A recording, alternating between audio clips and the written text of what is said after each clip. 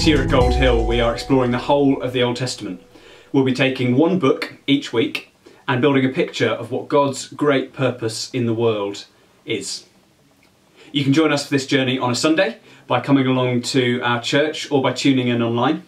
As well as that, we'll be making videos like this each week to kick off our exploration of the book, and there will be daily reading plans and some simple reflections on short passages throughout the week. All of that can be found on our Twitter or Facebook accounts, so do follow us and do like us, or you can go to goldhill.org/GGP, which stands for God's Great Purpose.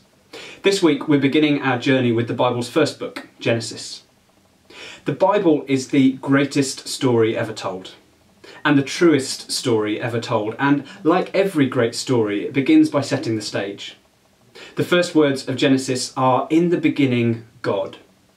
Straight up, we're introduced to the hero of our story, the God who has always been, and who has always been good. We see the purposes God had in creation. We see the beginnings of this world around us, the beginnings of life.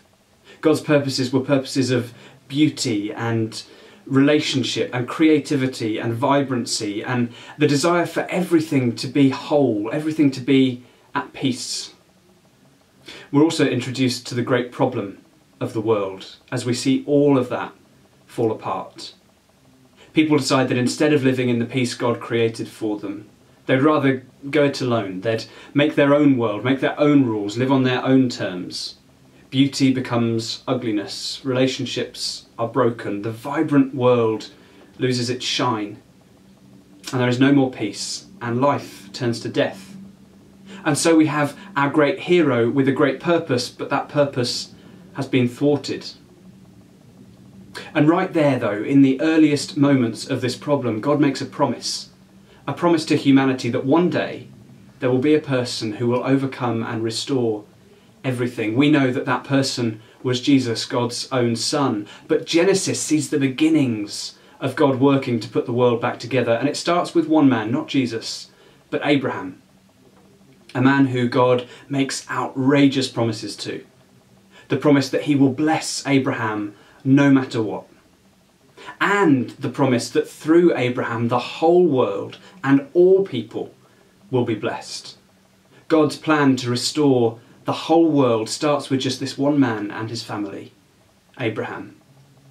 We'll be exploring Abraham's story more on Sunday, so please do join us if you can. But right here, at the start of the story, we are invited to ask this question. What role will I take? Where do I find myself in this story?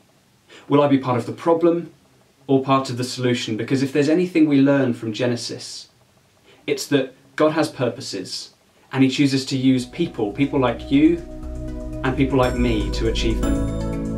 Are we up for that? Will we respond to that call?